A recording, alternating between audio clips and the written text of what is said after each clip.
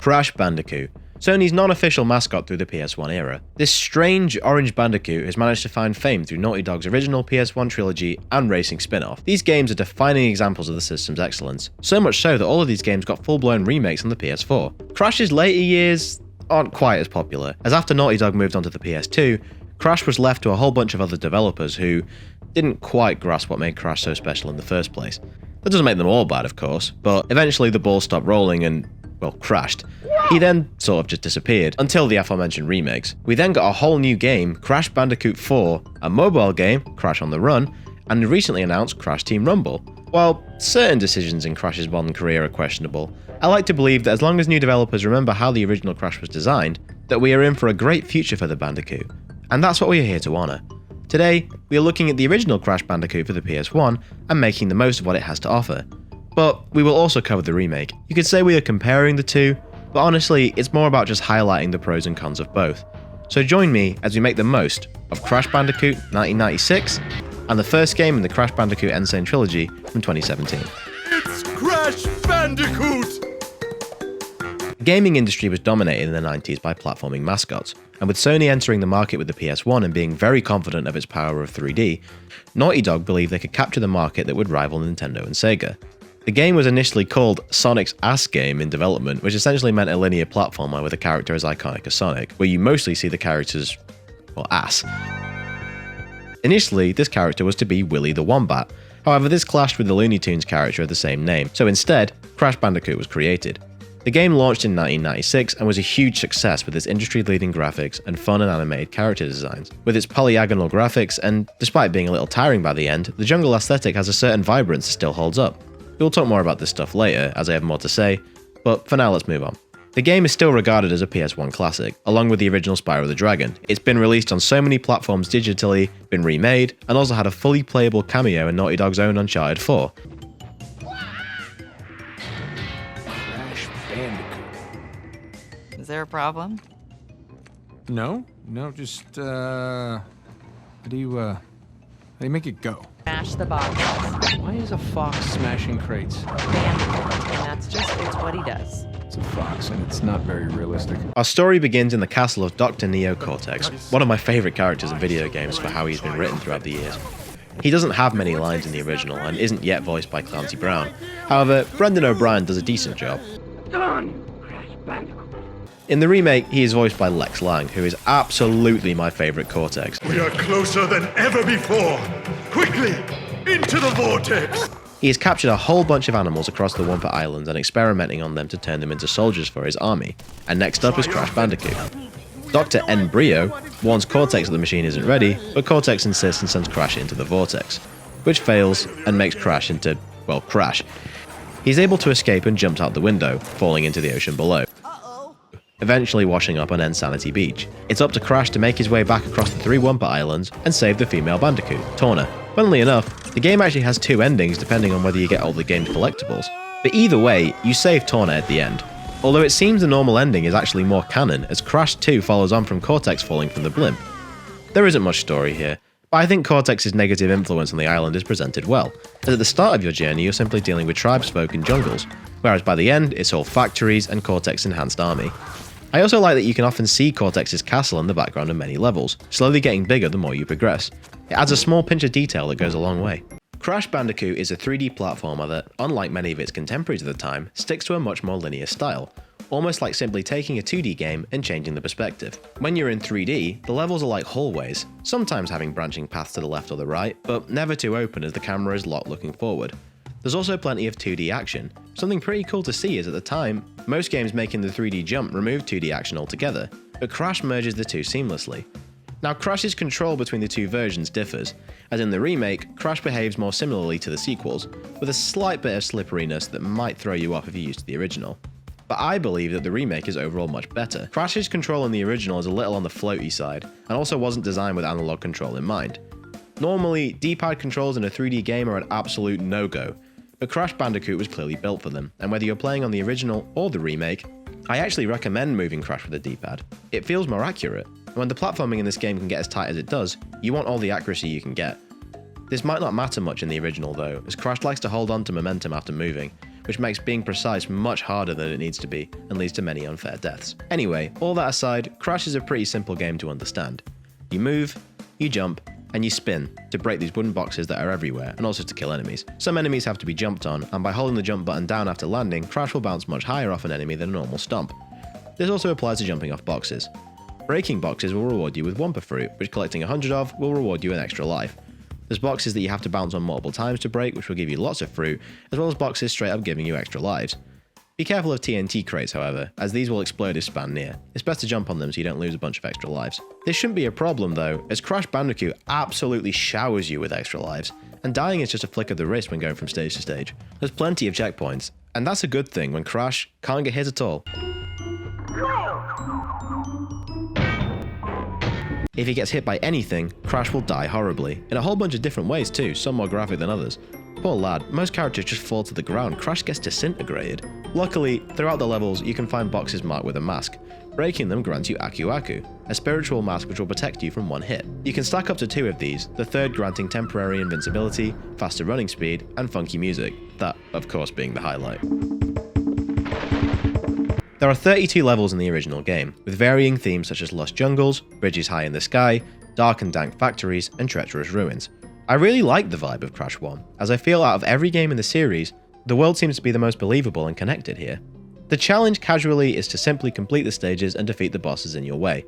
While stages are often challenging, I feel just beating the levels is something anyone can do with enough patience, even with the strict timing required in some levels, such as Road to Nowhere. The only time it gets potentially annoying are levels like Lights Out, which put you in the dark unless you have Aku Aku to light your way for a short amount of time, or when the level just doesn't want to end, like the Lost City or Sunset Vista especially. The game is 95% platforming, with the only exceptions being the 2 stages you ride a warthog and weave in and out of obstacles. The aim of the level is still the same, so honestly, I enjoy these. Seems Crash does too, these eyebrows suggest he's having a bit too much fun. The bosses on the other hand, are pathetic. Check out the fight with Papu Papu for instance.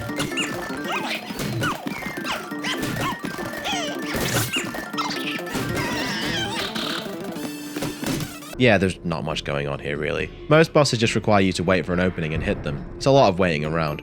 The final boss is a little tricky when you don't know what's going on, but again, just requires patience and timing. Though I hate the fight with Embryo, as I swear the collision on these stupid little blobs is off, and it takes so long.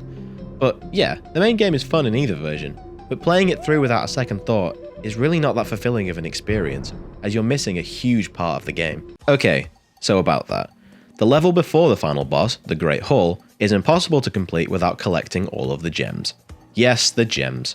A huge staple of Crash Bandicoot is collecting jewels of different description. Every level has a gem to collect. Most of them are just the normal gems, but there's also 6 color gems. So what do they do? Well, the normal gems are used to cross the Great Hall and reach the alternate ending, where you can actually reach the credits and skip the final boss. Something that is a little bit weird to do, so I normally just fight Cortex anyway. To collect a level's gem, you must break every non-metal box in the stage, including TNT boxes. This adds a whole extra layer to levels, as it's about searching every inch of every level to find hidden boxes. Some stages will have Torna, Embryo, and Cortex emblems hidden inside boxes, and collecting all 3 of them will unlock that level's bonus platform, leading to the bonus stage, with more boxes to break and lots of extra lives to gain, the boxes counting towards the overall toll. Loading screens between stages offer hints of where hidden boxes can be found, you can check your tally by pressing triangle, and you can die as many times as you like, making it more about the joy of the hunt. At least, in the remake, as this journey in the original is a different matter altogether. In the original Crash Bandicoot, to collect the gem you had to break every box in a level without dying once. If you died at all, the boxes broken before the checkpoint will no longer be broken, and even if you backtrack to break the earlier boxes, you would not only have to run towards the camera with no view of where you're going, but it wouldn't matter anyway, as reaching the end of the stage would simply skip the box tally. This turns Crash Bandicoot into a whole other game when going for completion, as you must now perform perfectly in every single stage. On top of this, you have to be careful when detonating TNT boxes near other boxes, as if you off-screen the TNT, it'll break nothing except itself when it goes off, so watch out for that. The original had no box tally, so it was impossible to know if you had all the boxes until literally the end of the stage. Bonus rooms also didn't count towards the box tally, instead existing to allow you to save the game. If you didn't save, then you'd have to deal with some ridiculous passwords just to get back to where you were. That's not to mention the color gems, which are awarded to you in particularly challenging stages for breaking all boxes. The color gems create platforms for you to ride on in certain levels, which will lead you to hidden areas to find more boxes. Many stages will be impossible to complete fully on a first visit, as the color gem needed to get the rest of the boxes may not be available till later. and in a game with a set level order, this happens a lot, to the point where you may as well just get all the color gems first and go back to the previous level all in one go. In the remake, color gems have to be collected in classic fashion with just one life.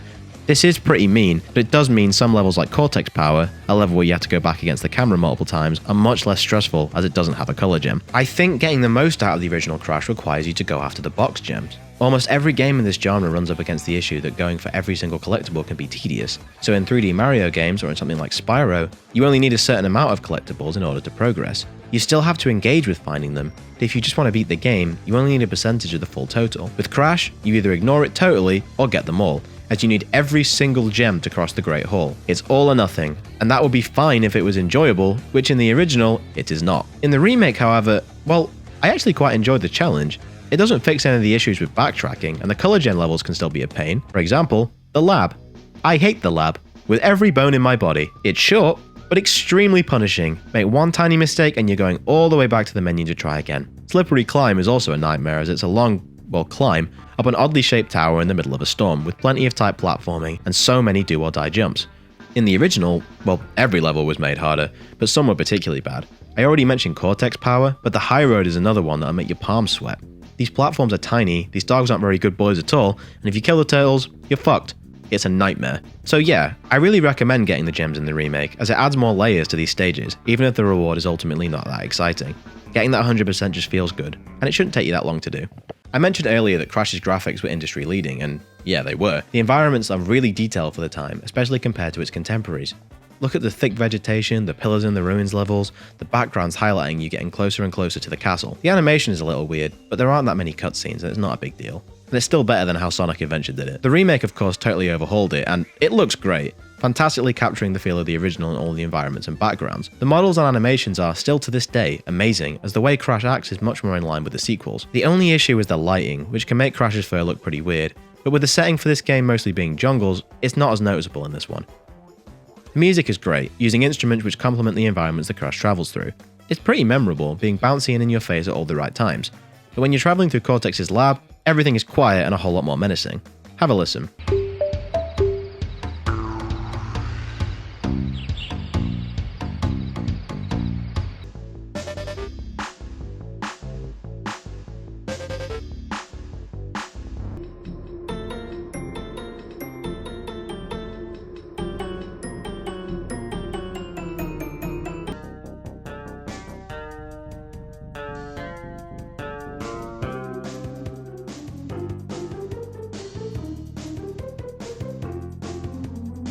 It's not always super memorable, but when it works, it works.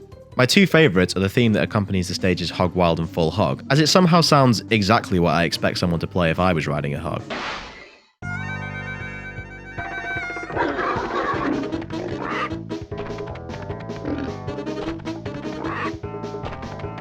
And the music that plays during the boss fight with Ripperoo perfectly captures the absurdity of the situation as you try and blow up an evil kangaroo with TNT that's floating in a river. Genius.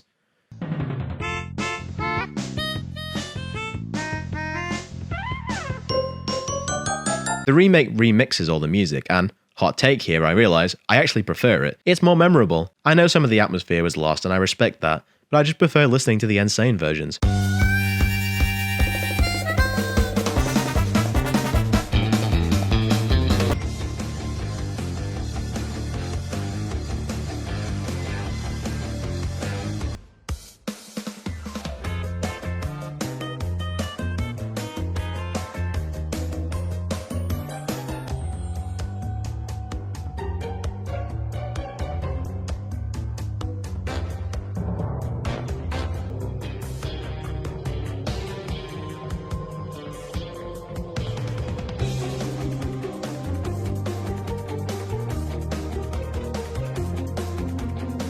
But down the pitchforks, I still like the original music, just not as much. If we are saying that the gems are such a huge part of the main game itself, then really Crash Bandicoot has almost no post-game. You know what though, in the original, if you managed to get everything, I bet you'd probably be relieved there was nothing left to do.